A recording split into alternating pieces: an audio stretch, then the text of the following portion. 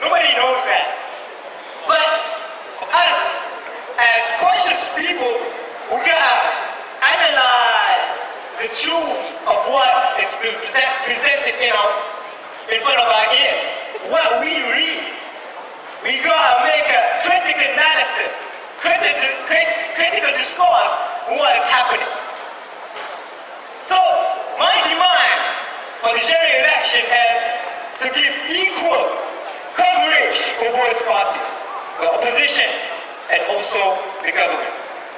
Because, okay, lastly, ladies and gentlemen, one more demand: let us stop the character assassination of both parties. One party saying this party is doing something bad, and this party is saying that the other party is kafir and all. Stop that, man, stop that. Let us be professional in advocating our ideologies. Let us be professional. Put aside the personal things and let the important issues be with us. If we are the best, then show that we are the best. Don't curtain our truth, our real self with lies. Ladies and gentlemen, the recent election in 2008 saw 70% of the eligible voters who turned out that day to vote, 70%. And that is a very good vote turnout. And specifically for this year's election, if 90% of the voters showed up, that is a good achievement because we are aware of what is happening today. The objective of today's Speaker Corners is actually to arouse awareness of the people that we are in power to change the government if we want to. If we don't like the current government, change it. If we don't like after the change it back. We are in power. The people who are in power are us. And we are given, in 5 years, we are recognized once as a citizen. The government recognizes our name during the voting. So this is our right to shine, to vote, to cast our vote. Ladies and gentlemen, I'm sorry for dragging the time. I always do that. I want to end with, I want to emphasize once again the hadith I said before, "Man lam yahtimu bi amri muslimin falaysa minhum." With that, thank you. Assalamu alaikum.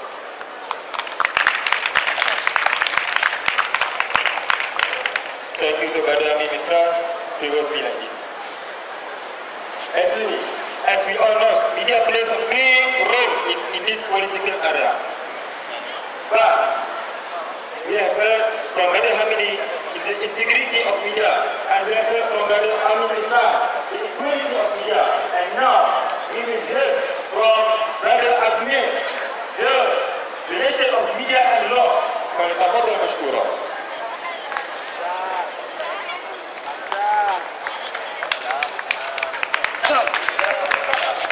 Bismillahirrahmanirrahim. Alhamdulillahi rabbil alamin.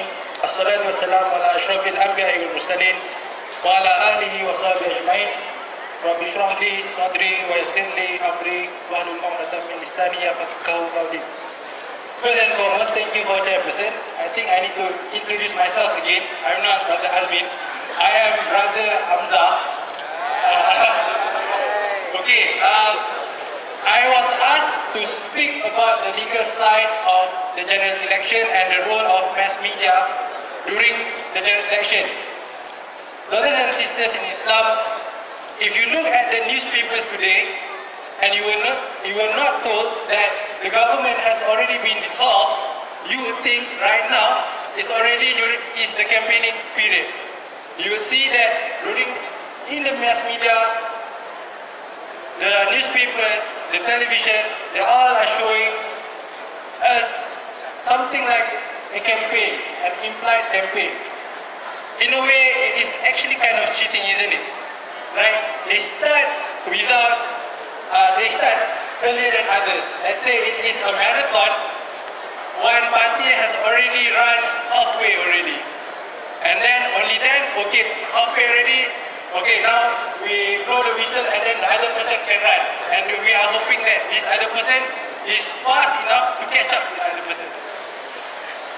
Brothers and sisters, during the last election, on 2008, as mentioned by my friend, the previous speakers, the ruling government, the Barisan Nasional, won just above 50% of the seats.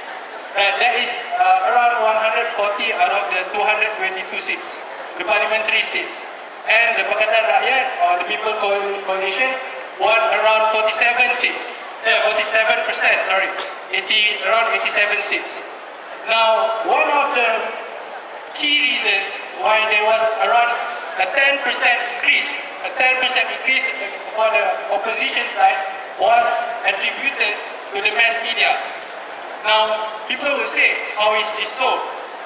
How come that through the media, suddenly the opposition has managed to convince people to vote for them?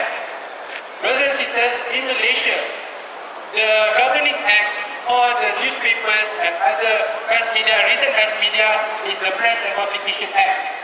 Now, the Press and Publication Act is quite long and there's a lot of legal jargons, and actually we don't actually teach or give a lecture about this. But the most key part of this particular law is that the Home Minister, the Minister of Information, is given full discretion to terminate any written media that includes your popular written media newspapers as the NST, Star, Malaysia Kini, Utusan Malaysia, Berita Harian. The Home Minister have full discretion, and let's say they terminate the license, which has to be renewed every 1 year. The newspaper cannot bring the matter to the court. It cannot be challenged. You cannot say no, why, or you cannot get a reason. Why is this newspaper cancelled? You cannot. That is the law today.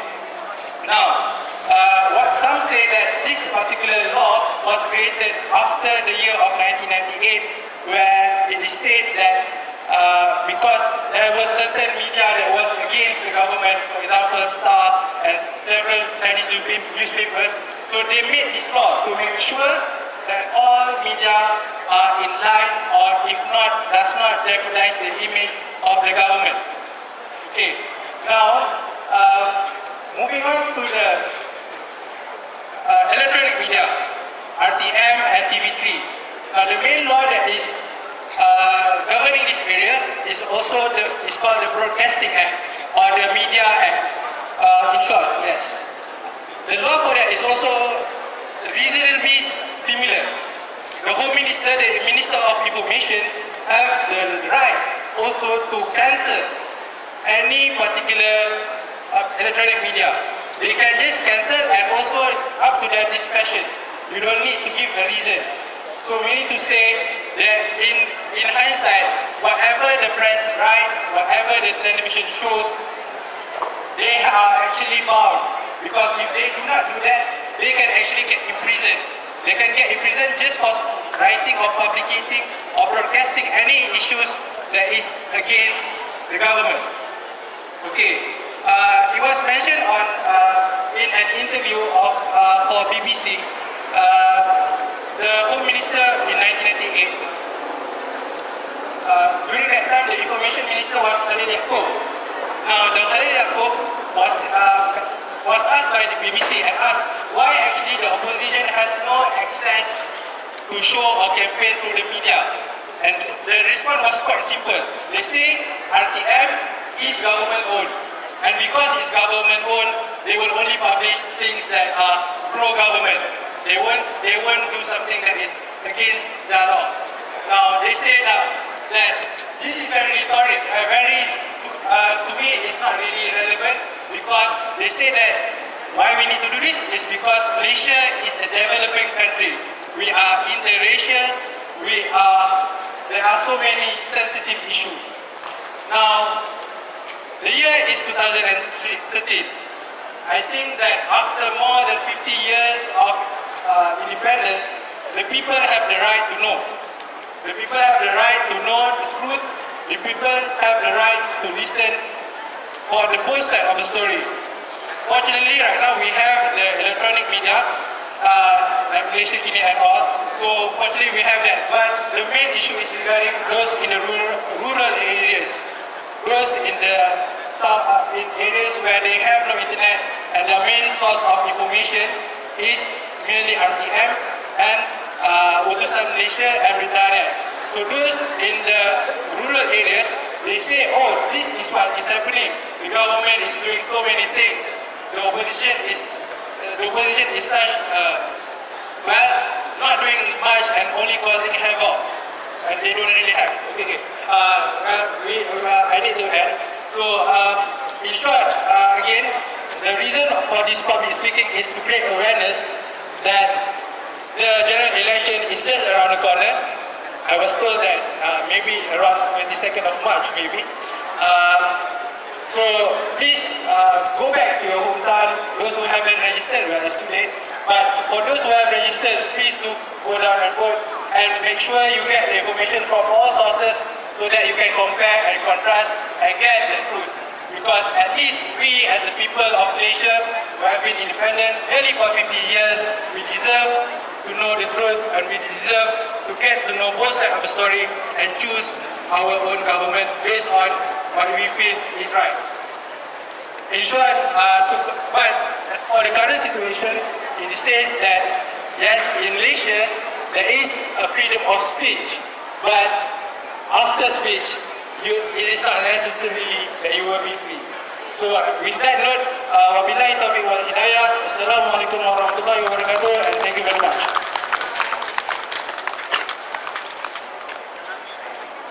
Thank you to Brother Hamzah. It's okay, Brother Hamzah. We here don't have listenism. Let me speak, we don't have here. Okay, thank you for all of you for coming to this in this session, Speakers Corners. For your information, we will have Speaker Corners in a few time after that. So, I will ending this session with one word in Bahasa Melayu. Let me speak in Malay. I take this from Amiris.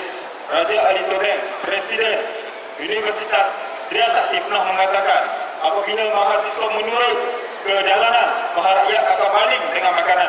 Apabila mahasiswa berkata A di belakang, masyarakat akan berkata A. Ini Raja Ali Tobeng, Presiden Universitas Tria Sakti di Indonesia pernah mengatakan tentang ini. Jadi jangan perkecilkan kuasa mahasiswa. So, I would like to end in this session.